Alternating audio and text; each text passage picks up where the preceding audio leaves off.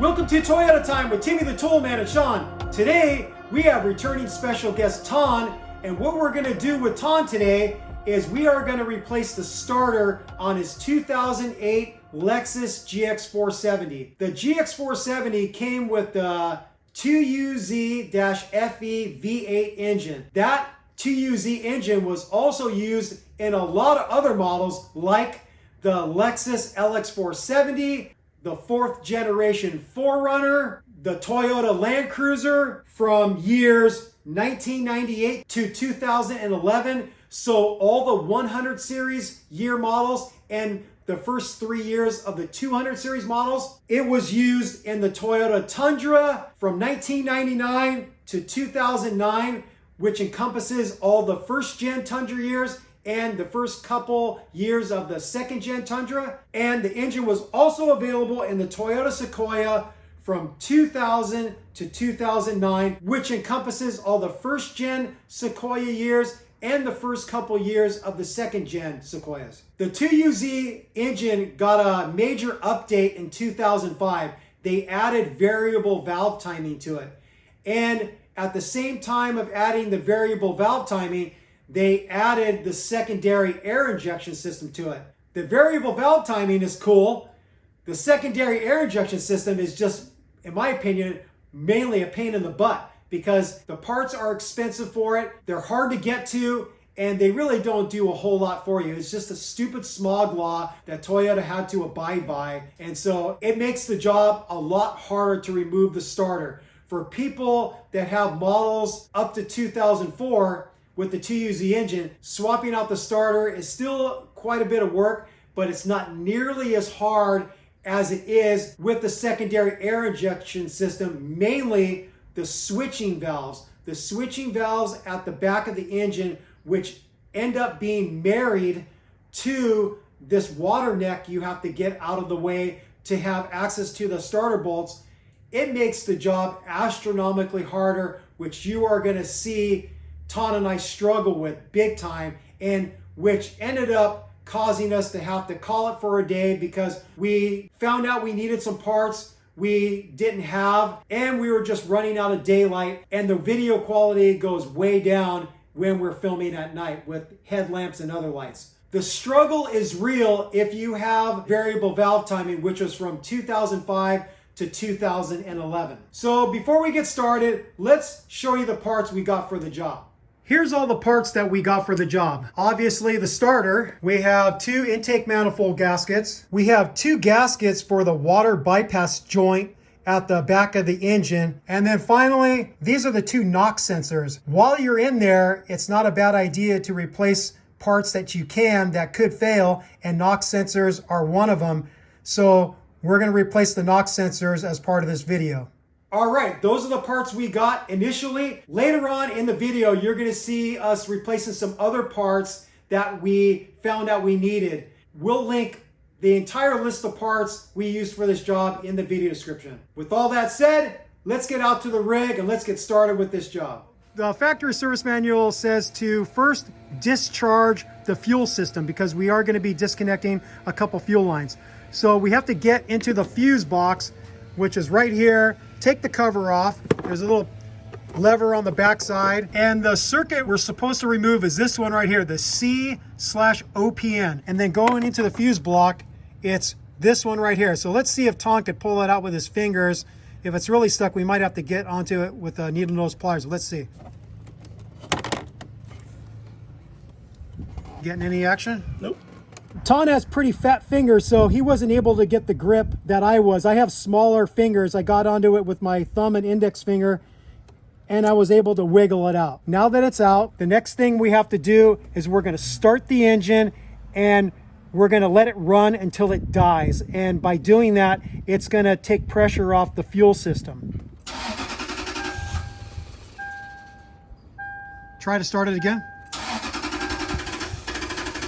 Okay. So that's it.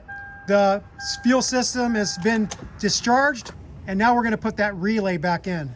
Next, we're gonna remove the fuel cap. With the fuel cap removed, that will help depressurize the fuel system further. Okay, and as you can see, we're doing this in the open air If you were in a garage, then you would want your garage well ventilated because you are going to get some fuel vapors coming out. And when we disconnect the fuel lines inside the engine compartment, we're going to get fuel spilling out. Next, we're going to disconnect the negative terminal to the battery. We're just using a 10mm socket and 1/4" ratchet. Next, we're going to remove the V-bank cover. It's this big plastic thing right here, and the 2 side covers. You'll notice that the side covers aren't here. If you really wanted to see how to remove those, you can go to our 2UZ timing belt video, and we do show what those covers look like and how you could remove them. The cover is held on with a couple nuts. If you look down in these wells, you'll see one right there. On this side, it's missing, so he just has one to remove, but you'll normally have 2 nuts holding this down. Tom's going to use a 1/4" ratchet, a short extension, and a 10mm socket to get them out. I'm going to pull up, and it's latched to these rubber things in the back, and then you slide it forward, it comes right out. Nice. Now that we have the engine covers removed, the first thing we're going to remove is this air cleaner hose assembly. It connects to the throttle body here with a clamp, and we're going to release it with a 10mm socket, and then it connects up to the air box right here with another clamp that we can remove with a 10mm socket. And there's a couple hose connections, one right here and then one right here near the radiator reservoir. We're going to disconnect the hoses first. That's just an easy clamp you can squeeze with your hand. Okay, that one's disconnected. Now he's going to go for the other one. Okay, now he's going to use my Milwaukee ratchet short extension 10mm socket and loosen the 2 clamps. There's a couple other things we have to disconnect on this passenger side of the air box. There's a wiring harness that's clipped into this part of the air box, and then there's a small vacuum hose. This wiring harness has this clip that's really hard to get to, so we're going to choose to just get a utility blade, cut the electrical tape right here and then right here, and then we can just free it that way, and then we can just retape it when we're done with the job. There we go. Then he's going to disconnect the vacuum hose. There it is. Okay, now we should be able to free this. There it is. Yay, it's off. Next, we're going to disconnect a few fuel hoses. We've got this one right here. This is just called the fuel hose, and you break the connection there. This one right here is called the number 2 fuel hose, and you break it there. You have the fuel vapor hose, and we're going to disconnect that one. They have a plastic clip that you have to slide off of the connection, and then you can break them free. So we'll see how this goes. Okay, Tom's going to go for the fuel hose one first. So he's got to remove that clamp. There you go. So you can see what it looks like. It's got a clip right here, and then it clamps in here. And these forked ends go over the tube as well. So now we have to figure out how to disconnect that. It looks like that blue thing right there is a button. So I'm imagining he could push on that and then pull the halves apart. Let's give that a try. There you go. There it goes. Okay, there's buttons on both sides. So there's one on that side and then one on the other side. So you squeeze them together and you can make that disconnect. So now he's going to do the same with the number 2 fuel hose. So I'm sliding at the bottom a little bit slightly, and then the top just slides right out after. If you start at the top, it doesn't necessarily move as freely. Okay, so we got that one out. And then he's gonna do the same thing. He's gonna squeeze the 2 blue buttons and disconnect it. There it is. Now, it wouldn't be a bad idea to cover these connections. The factory service manual says to put a bag over it and then like rubber band it or zip tie it to where you're going to keep any debris out of those lines. So I think we're going to do that right now. One thing I want to add is on the first one, I pressed it pretty hard. It doesn't take a whole lot of pressure. On the second one, I slightly pressed it and it came right out. It looks pretty fragile, so I'd be a little worried about damaging it if I do it too hard on it. So Ton put a bag over the female ends of the fuel line connection, and then we put a couple vacuum caps over the male metal lines so no debris can get into either side of the connection while we're working on this thing. Next, we're gonna disconnect this vapor hose, and you have some choices of where you can disconnect it. You can disconnect it right here, or you could disconnect it up here, and this is where Ton is going to disconnect it. It looks like an easy clamp. You can just squeeze with your hands. Just give it a little twist, and then you can just pull that out of the way so it's not going to get in our way of taking other things off. Now we're gonna start disconnecting a wiring harness on the driver's side of the engine and a wiring harness on the passenger side of the engine. There's several electrical connectors we're gonna have to disconnect, like the water temperature sensor, the throttle position sensor, and all 8 of the fuel injectors. We're gonna start on the passenger side. There's a few fasteners we're gonna disconnect. There's a bolt here. This is at the front. There's one down here at about the middle part of the engine. And then there's a ground connection right here that we're gonna disconnect too. We're gonna disconnect this coolant temperature sensor right here. And then we're gonna do all 4 fuel injector connectors. There's one right here. Further back, there's another one, and then so on and so forth. It's gonna be hard to see them all, but we're gonna get them disconnected. To make access easier and to be able to show more filming, we're just gonna remove this hose completely. So our idea is we're gonna disconnect the fasteners that hold the wiring harness to the fuel rail. This way, it might give us better access to get in with our fingers to make the disconnects at each of the fuel injectors. They're a 10mm size. Next one's right there. Ton is just screwing that ground wire bolt just right back in there. Just less to have to keep track of. So is that giving us any movement? A little bit, yeah. Okay. He's going to disconnect the coolant temp sensor one right there in the front of the engine. Okay, where was the push tab? Right here. Okay, the push tab was facing forward. Okay, he's got that one disconnected. This connector right here is fighting us. I'm going to try to spray some electrical connector cleaner in there and see if we can get any grit out of there so the release mechanism will work better. There we go. Now that we have these front ones free, we're going to start going for the fuel injector connections. Okay, he's got that first one. Okay, it's number 2. There's another connector there, but that connection to the wire harness isn't connected to the intake manifold. So we're just disconnecting everything we have to do to get the intake manifold free and to give us a little bit more room to work. We're trying our best to be able to show you where these connectors are, but there's just not a whole lot of room to get the camera in there and his hands in there at the same time. You got the third one. Okay, the fourth one's right there. I'm going to disconnect these 2 vacuum hoses.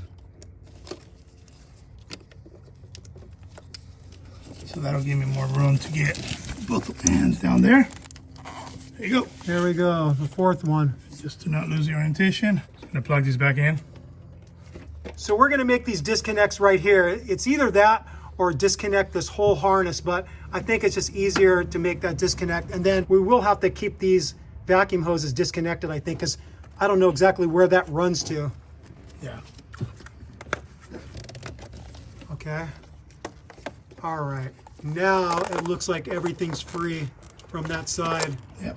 We're going to jump over to the driver's side now and do the same thing, getting the wiring harness free of the intake manifold. We're going to start from the front and work our way backwards on this harness. The first thing we're going to disconnect is the throttle position sensor here. This is the throttle body. The button is facing towards the driver's side fender. We're going to disconnect this bolt for this ground wire, and this is a 10mm. He's just going to thread that bolt right back in. Next, we're going to disconnect this connector. This connector is a little sticky. He's just going to spray some electronic connector cleaner in there. Sometimes grit gets behind the release button, and then you have a hard time depressing it to release the connection. We finally got this one. We sprayed a little bit more of the electronic cleaner in there, and we just had to keep on working that button and finally break it free. Some of these connectors can be a real hassle. Now we're gonna disconnect this 10mm bolt to free the bracket here. I'm just gonna screw this back in right here. We have this connector right here. Let's see if I can get this one free. There we go. Is there anything else we can disconnect? We could get more movement if we disconnect this clip back here. He's gonna grab that clip from the sides and squeeze it and see if we can get it out. There we go. That gives a little more movement. We have to disconnect this hose to be able to take the intake manifold off. So we're gonna get that off, and it's gonna also help us get our fingers in there to get to the electrical connectors for the fuel injectors. Just looks like an easy clamp. You could squeeze with your hands, pull that back. Okay. We're gonna start in the front and start disconnecting the fuel injector connectors. The first one is right down there, and this PVC hose connection is in the way. So we're just gonna have to work around that. We don't wanna have to pull this out. That one's out. Okay, got the first one. Second one is buried back there. It's really hard to get the camera in there, but you'll be able to see where they are when you're doing the job. 2. Third one is right there. Okay. Okay. The fourth one is right back there. There you go. Now at the front of the engine, at the throttle body, we're going to disconnect 2 coolant hoses. They call this the bypass hose, and they call the front one the number 7 bypass hose. The instructions did say at the start of the video to drain the coolant, but we're trying to cheat that process. And we know because we're going to be disconnecting coolant hoses, some coolant's going to come out. So what we're going to quickly do is we're going to cap them off with a silicone plug, and then just hope that we don't lose too much coolant. And then when we're done with the job, we'll just top off the coolant. There is another connection back here. Once we get the intake manifold off, that's a second coolant connection that we are going to be potentially disconnecting if we see it's getting in the way to us being able to remove the starter bolts. We're going to take the radiator cap off to relieve some pressure from the system, and then this way maybe less coolant is going to come out when we disconnect these hoses. Okay, that's been disconnected. I'm just going to put that back on there loosely. Ton is finding that a straight nose needle pliers is a little bit easier to get onto the hose clamp, so he's going to do that right now. He's got the clamp slid back. Now he's going to get onto the hose with my hose pliers, and he's going to twist it and be able to pull it free. And once it's loose, you can grab behind it. Oh! As you saw, a bunch of coolant came out, so we're not only going to cap off the hose, we're going to put a vacuum cap over the throttle body. I'll go with my finger, cap that off. Cap that sucker off, okay. And then now this one. Okay. There you go. So we were losing quite a bit of coolant out of the throttle body, so I don't know how well this is going to play out. We might end up losing a lot of coolant, but now we're going to go for this one right here. There you go. There we go. And get the hose pliers. Just going to pull off with your hand now. There you go. We're now ready to remove the intake manifold, but looking at the top of his engine, he's got a ton of dirt from four-wheeling, and so we're going to get in here with our shop vac and a small, narrow suction end, and we're going to try to vacuum up as much dirt and debris as we can, because the fear is once we remove this, we don't want to be knocking a bunch of debris into the engine, so we're going to try to vacuum up as much as we can. We vacuumed out as much of the debris as we could on top of the engine. We first just used this on my shop vac, and then in the tighter crevices, what we did is grab this plastic tube. This comes from those cheap kits that you can use to fill gear oil into your manual transmission or differential. We stuck it in there and then covered our finger to block off the rest of the end of the adapter. And then we were able to suction in tighter areas. And then we also loosened up some of the debris in there with the long screwdriver. And so this is as clean as we're going to get it. Now we're going to remove the 6 bolts and 4 nuts that attach this. And each 4 corners, there's a nut. One of the nuts is right here on the front driver's side. And then going backwards, there's going to be 3 bolts in succession, and then in the very back there's going to be another nut. So we're going to start on this driver's side using a long extension and my Milwaukee ratchet and a 12mm socket, and we're going to get all these fasteners out. These 2 brackets on the intake manifold, this one on the driver's side and this one on the passenger side, seem to be getting in our way a little bit of being able to drop down and get to those front nuts. So we're going to zip these out. They're held on with a 10mm bolt on both sides. So on the underside of both these brackets, we just put a D and a P for driver and passenger. And then you'll see I have a rolling cart right here. And we have some Ziploc bags and we have a Sharpie. And so as we take fasteners off the vehicle, we bag them and then we put them in succession as we take them off. And then we have our logical sequence of putting the engine back together. We just start on this side and work our way this way. And then this way, we don't forget about any fasteners. We're not going to finish the job and have some extra bolts and nuts and wonder where the hell they went. So we bag them in the baggie and then we label it.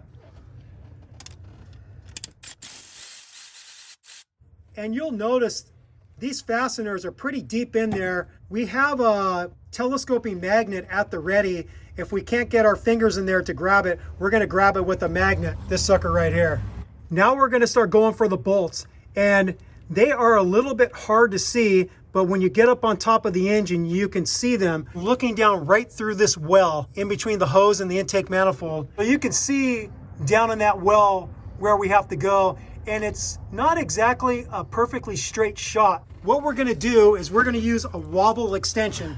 And if you've never heard of a wobble extension, this is what it enables the socket to do. It just gives a little bit of articulation. So it's not like having a swivel, but it just gives you enough articulation. So if you don't have a straight shot at the nut or bolt that you're trying to get off, it just gives you that little bit you need. And that's what we are needing, because we don't want to get onto the bolts or nuts at an angle and then strip them.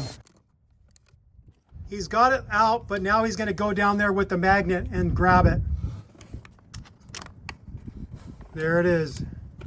Highly suggest getting yourself a magnet. The next one, going backwards, the best access is coming behind this sensor right here. If you drop it down, you can get onto it right there. And we're going to zip that one out.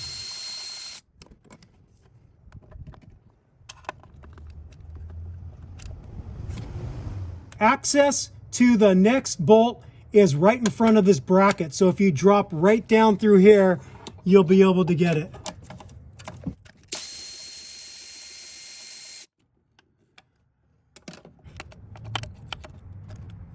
I used a smaller magnet for that one because the head of that other one is too big. That's what she said. Getting these back in is going to be a little bit fun. I think you're going to have to put them in with the magnet. I don't see how you're going to get in there any other way. You're going to have to use the magnet to slide the bolt in place. Another way is you can just put electrical tape around the head of the bolt and put the socket on so it holds on the way in. Yeah, that's another good idea. So where's that back nut at? The access for that rear nut on the driver's side is I'm coming behind this. I'm coming to the side of this electrical connector right here, in between the heater hose and that connector, and I could drop down and I could get on that nut. I don't want to drop this sucker. I'm using the stronger magnet to transfer it. There we go. That's going to be hard to get that sucker on there again, but we'll hopefully get it.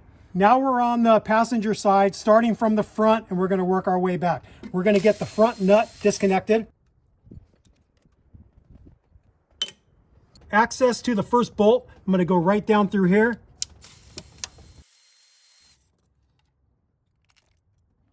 The best access for the next bolt going backwards is on the front side of this bracket and in between the fuel rail. For access to the third one back, I'm going to drop right down here, right behind this bracket.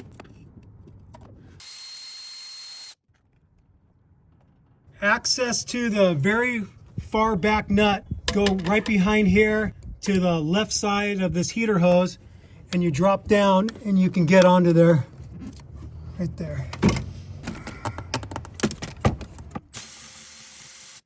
You have to be really careful when you're removing the socket and just try to lift it off gently to leave the nut just right on top of the stud.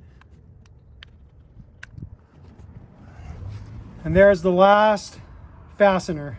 So one thing we should have been doing while taking out these bolts is taking a look at them and make sure that they're not different lengths. On different Toyota engines, they do have different length bolts for the intake manifold connection to the block. We did get a little lucky. All of these 6 bolts are the same length, so you don't really have to keep track of the position you took them out of. We're taking one last look to make sure we have everything disconnected from the intake manifold so we can free it of the engine. There is this vacuum hose right here, and it looks like it goes down to the power steering pump. I'm just gonna squeeze this and pull this sucker off. Okay.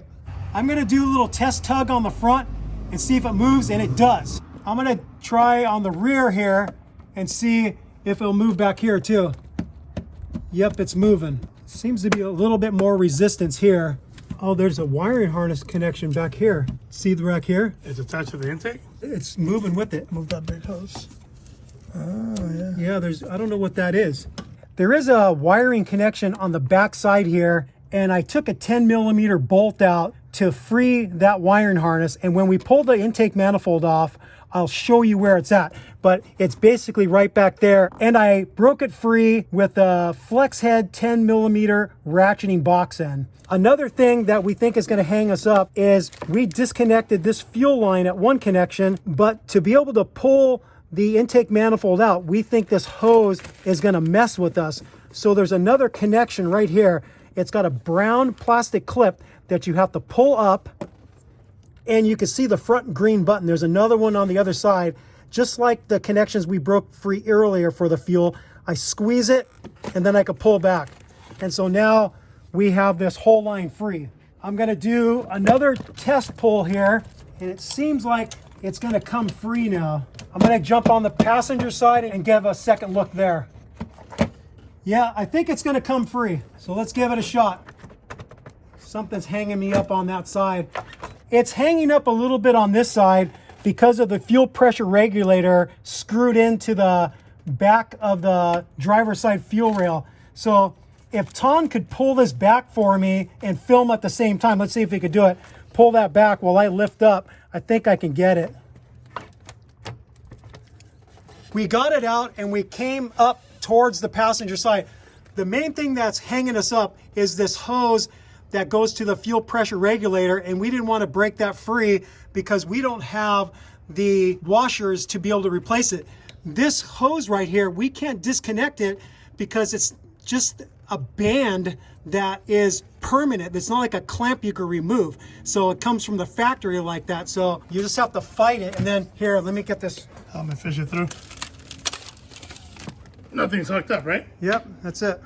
So when we go back to put this in, we're gonna have to dive in like this and feed that hose that runs through the fuel pressure regulator under the wiring harness and then get it in that way. It's either that or go to Toyota and buy the washers for that fuel pressure regulator and then just disconnect it and make our life a little easier.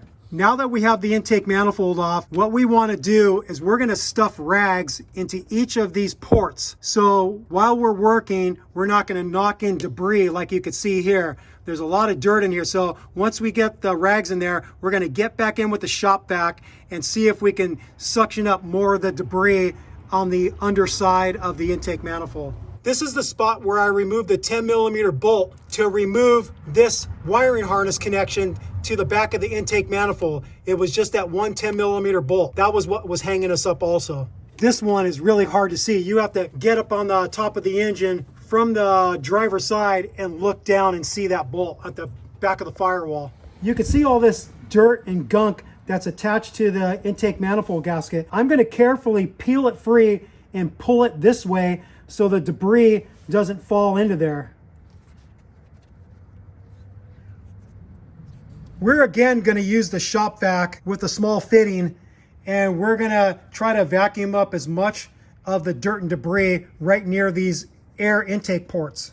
We've got all the intake ports blocked on the heads, and Ton is going to carefully use the shop vac and try not to suck up one of the rags into the shop vac, but he's going to hold the rag and just push it out of the way where he needs to and shop vac more of the debris here. Our thought that we can save a little time by not waiting to drain the coolant isn't going to work out, and I'll show you why. Let's come into the engine. One of the steps that we have to do is we have to get this bypass pipe out of the way, and it plugs into the front of the engine right underneath here with an O-ring that we didn't get, and then we have to go to Toyota and see if we can get that so we can get this bypass pipe out of the way. When we disconnect this back connection, I was kind of thinking that maybe not too much coolant will come out, but there is a chance we're just going to flood this area with coolant. So it ends up, it was a bad decision to not drain the coolant. So we're going to do that now. We're going to open up the petcock valve on the bottom of the radiator, start draining it from there. And then there's a block drain on the driver's side of the block, and I'll get underneath the rig and show you where both of those drains are. So the petcock drain valve for the radiator is on the driver's side. I'm just going to open this up and get it to start draining. So now we're going to go underneath the rig, and I'm going to show you how I'm going to access the block drain from the driver's side. So to give you some orientation, here's the lower control arm. I'm laying behind it. I've got two extensions hooked up to a 3/8 swivel 10mm socket, and I'm going to come up from the front side of the frame, and you can see the drain right there. You can see the hose, and then you can see the 10mm that I have to get onto to release it and start draining the block. So I loosened that 10mm bolt, and you can now see the coolant draining, and it's just hitting his aftermarket skid plates and traveling wherever the hell it wants. We should have removed the skid plates, but screw it. It's just gonna make a mess. I didn't notice that there is also a block drain on the passenger side of the block. I missed it. There's actually two block drains on this engine, but even though I didn't drain this one on the passenger side, we didn't get coolant spilling out into the valley between the heads. So just draining the one on the driver's side was sufficient, but I just wanted to point it out to you that there is another drain right there. You can see it with the little tube that lets the coolant out. Now we're gonna work on getting this bypass pipe free. We're gonna disconnect the clip that holds this connector to the bypass pipe. I'm gonna come behind with the bent nose, needle nose pliers and compress it and see if I can break it free. Now we're gonna remove this hose that connects up to the bypass pipe. The constant tension clamp is facing backwards, so I'm coming in with a long needle nose, see if I can get onto it. It's not exactly easy. Yeah, this one's gonna do it.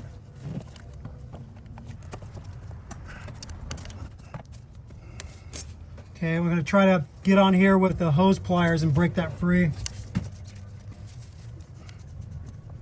Okay, that's disconnected. Now we're gonna get onto this bolt with a 12mm socket and zip that out.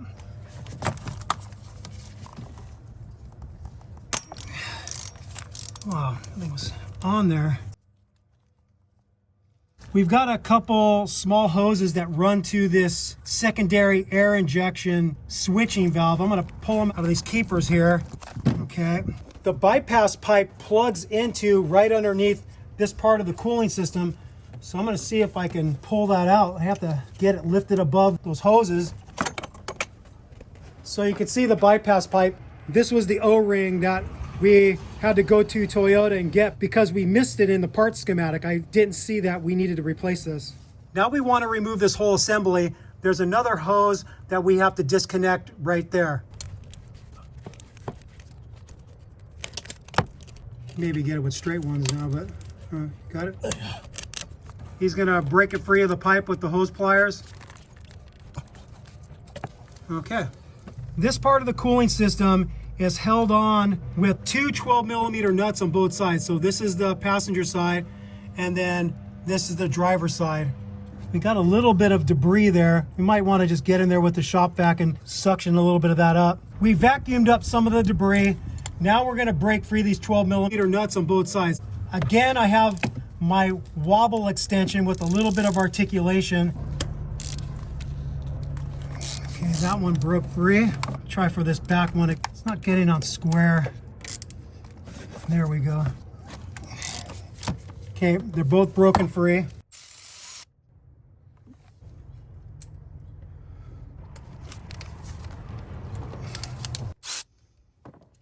Okay, I'm gonna have to jump over to the driver's side and get the other one. This back one, the wiring harness is in the way a little bit. I'm gonna see if I could force it over and get the socket on there. Feels like I'm on there.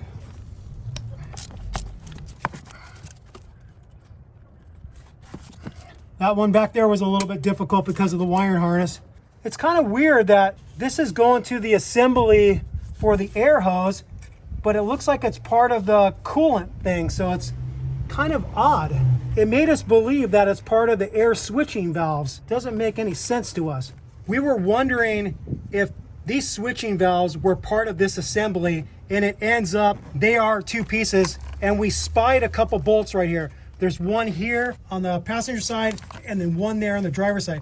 We believe if we take those two bolts out, we can separate the switching valves from this water joint. And we have this rubber hose right here, and we unfortunately didn't get this hose, and this thing is hard as a brick. There is no give in that thing at all. We're running out of time. I don't think we have enough time to go back to Toyota. I don't know if we can actually get this sucker off. We're gonna see if we can get this thing free first, because that's gonna stop us right there for the air injection. I still don't understand why this runs to there. Like, does it go behind into a port into this? We're about to find out when we dig it out. Yeah.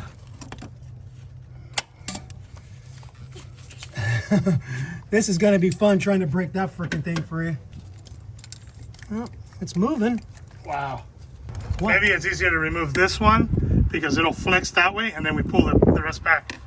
Okay, let's try this one. It's not much flex in this thing. It's so old and brittle. And all the...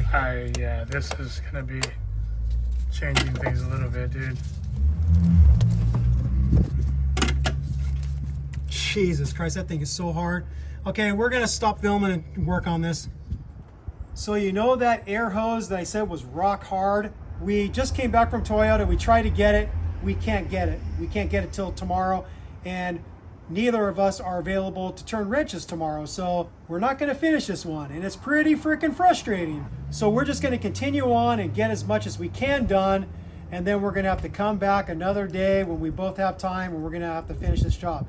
Safe to say, this job has been pretty frustrating so far because there's just some things that we didn't anticipate, like that air hose that's rock hard and some other gaskets that we didn't know we needed. And we'll show you a couple of those gaskets pretty soon when we disconnect that water assembly from the secondary air injection switching valves. There's gaskets that join those two parts together that I didn't notice in a part schematic. So anyways, we're gonna keep on going, but safe to say this has been a frustrating experience. Since this hose is so rock hard, this is the hose that we couldn't get from Toyota. So what I'm gonna do is I'm just gonna take a utility blade and cut it right in the middle here. And then later on, we're gonna work at getting it free of each of the fittings. Oh God, this thing's rock hard. I'm now using a little plumbing saw to saw this thing out. This hose is so stiff. Okay, well, it's cut in half, so we at least got that thing free. Now we're gonna try to break free these two 10mm bolts that I identified earlier that look like join the switching valve assembly to this water pipe here. I've gotten onto the bolt on the passenger side with a long 10mm box and I'm gonna see if I can break it free. That one's broken free. Let me see if I can get the other one. Okay, they're both broken free. It feels pretty loose.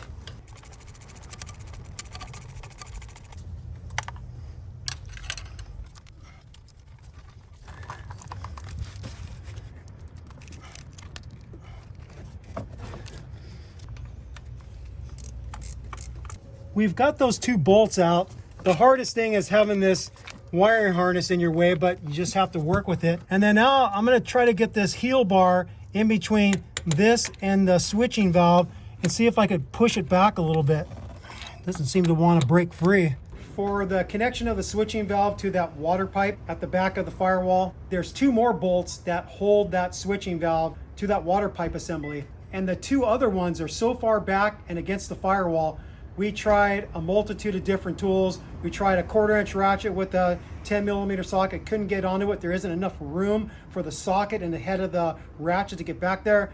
We tried a box end wrench, couldn't get it on there either. So we're gonna try to tackle this another way by attacking the pipes for the switching valves. They connect up to the exhaust manifolds on both sides. So right now we've got the rig jacked up. We took the tires off to have better access to go through the wheel wells. I'll show you the connections that we're going to try to break free so we can pull the water pipe and the switching valve assembly as one unit out of the rig.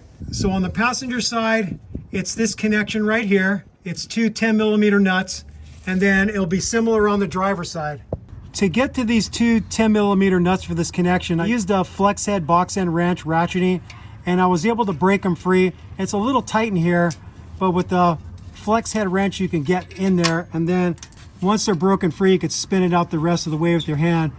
And hopefully there's enough movement in the pipe where I can slide it off the studs so we can be able to free the switching valve and the water pipe assembly together. Oh, those studs are pretty long. Okay, we're gonna have to work at this and see if we can move that pipe back far enough. In addition to that flex head 10mm, I'm finding that a 1/4-inch ratchet with a 10mm socket, a flex head ratchet, and then this 10mm box end are all helping me break those nuts free, because the bottom connection, like if you look right here, this bottom connection, the pipe is getting a little bit in the way of getting the ratcheting box end on there. So I had to switch to the longer box end to get that broken free. And then it's looking like this 1/4 inch ratchet with 10mm sockets also working to help me get those nuts out. So combination of all three tools. I pulled it back a little bit with my hand, and now I'm coming in with a pry bar. I'm wedging in between the pry bar and the gasket, and I'm just gonna push it back on the studs and free it. Okay, with both of those pipes disconnected from the exhaust manifolds, I'm using a heel bar. I'm gonna pry up against here and the starter and see if I can lift it up a little bit. Seems to want to lift up a little bit. There we go. I have to look on that other side and see if one of the pipes is hanging up still at the exhaust manifold. Yeah, it is. The pipe on the passenger side was hanging up a little bit, so hopefully I can get it free now. The wiring harness is in the way. It ends up our plan of disconnecting the secondary air injection valve pipes at the exhaust didn't work out. I'm in the passenger side fender well, and the problem with the passenger side is the pipe isn't going to be able to fit between the engine and the firewall. On the driver's side, it looks like it will clear. So what I did with a really long extension, I have a really long one paired up to about a 6-incher, and with a swivel that I taped to give it a little bit more rigidity so it doesn't flop around, I was able to sneak it up through here and get onto the bottom bolt. It's kind of hard to see, but we went up through here to get to the bottom bolt of the pipe connection at the valve. So we've got that pipe completely out now, and we're hoping that we can lift up on this whole assembly, the water pipe and the switching valve, and we'll be able to fish it out this way. Let's see if it works. I don't know. Because of the wiring harness, I just don't think we can get it. No, I think we're gonna have to try to break free the pipe here too. It's not gonna work. We ended up being able to break free the pipe connection on the driver's side of the valve. Just like I keep on saying, it was a serious pain in the ass. I mean, I've never fought something this hard on a vehicle. This is really hard, and it's because of the wiring harness, and we're trying not to have to go all the way back to the transmission and transfer case and disconnect every single plug so we can free the wiring harness to get it out of our damn way. The way we were able to access the two bolts on the driver's side pipe is with a really short 1/4 inch extension, about a 6-inch extension, and the 6-inch one is a wobble extension. Ton and I tag teamed this. I basically rode the top of the engine, I'm laying on it, and I held the extension and was pushing it towards the bolt so it wouldn't slip off. And then Ton got in there with the 1/4 inch ratchet, and he broke it free, and then we finally were able to spin it out. The big question is, how the hell are we gonna be able to get those bolts back in when we have to assemble this thing? We removed the engine. So here we go for the 100th time. We're gonna see if we can get this whole assembly out. I'm not feeling too optimistic, but we'll see. Oh my God. Is it gonna come? What's hanging us up? So there's a freaking wiring harness connection. In their infinite wisdom, they would make it even harder by connecting up a wiring harness to this assembly. I sometimes question Toyota engineers. Like, they literally should be shot sometimes. So that little harness, we were trying to mess with the clip to try to break it free. We were coming up empty. There's a little 10mm bolt that holds it onto the back, and I just got in there once again with my flex head ratcheting box end and just painstakingly got it free. We'll show you inside the engine compartment what it looks like. It's this sucker right here. I honestly don't know if we're gonna try to reconnect that after we get done. We might just leave this disconnected, because what's the big deal? We could just work this bracket out and just leave this wire not affixed there. I don't think it's gonna hurt anything. That was just a Toyota engineer making our life a lot freaking harder. So now, I guess we'll go on to the next step. This step took about 4 hours. Okay, we are stopping for the night because we ran out of daylight, and the video quality gets really bad when we're filming at night with lights and headlamps and stuff. So fair warning, I'd have to say this is right up in the top 3, maybe the most annoying job I've done on any Toyota or Lexus vehicle. It's because it's just really hard up against the firewall to make the disconnects to be able to get that switching valve and that water pipe out of there. And we tried all different ways to go about it, and we just kept on running into brick walls. And then you saw we finally got it by making the disconnect at the pipes that run down to the exhaust manifolds. And the whole time that I'm working on getting those bolts out, the thought in the back of my head is, how the hell are we going to get those bolts back in? And it's going to be pretty hard. We're going to use the trick of putting some tape on the end of the socket and forcing the bolt in there. So while we're feeding it at the back of the firewall into those holes on the pipes, we're not going to end up just dropping the bolt, but there's still a chance we're going to end up dropping the bolt. So I think we're going to buy some spare bolts from Toyota just to have them available. So in case we do drop one back there on top of the transmission or somewhere back there where we can't find it, we're going to have another one. And that bolt is just going to live back there or finally fall out driving down the road. It's not too often that we have to tap out and just call it a day, but this is one of those scenarios because we just didn't do enough research to figure out what parts we should get for this. And we were shy on quite a few. When I did research for this video, I was looking at videos of people not having to deal with the secondary air injection system like we had to do. I saw them just having to get to the starter by taking out the intake manifold, and that seemed like most of it. But because Ton's GX470 has the secondary air injection system, you have the pump that sits in the valley, and then you have the switching valve. And the pump isn't going to be a problem. I know we're going to be able to get that pump out of the way easy. It's the freaking switching valve, and the fact that the switching valve is bolted to that coolant pipe assembly. And like I said, we tried different methods. We tried to be able to disconnect the switching valve from the water pipe assembly, but it just wasn't working because those very back ones near the firewall, we couldn't get on them to save our lives. So we will come back on another day and tackle this job. The GX470 won this battle, but hopefully it's not going to win the war. We're going to persevere, and this is just one of those experiences that you just have to step away, take a break, get the parts you need, and when you're feeling mentally and physically fresh, go back to it. So there it is there. We're going to come back on another day and we're going to finish this job. Hopefully. Fingers crossed.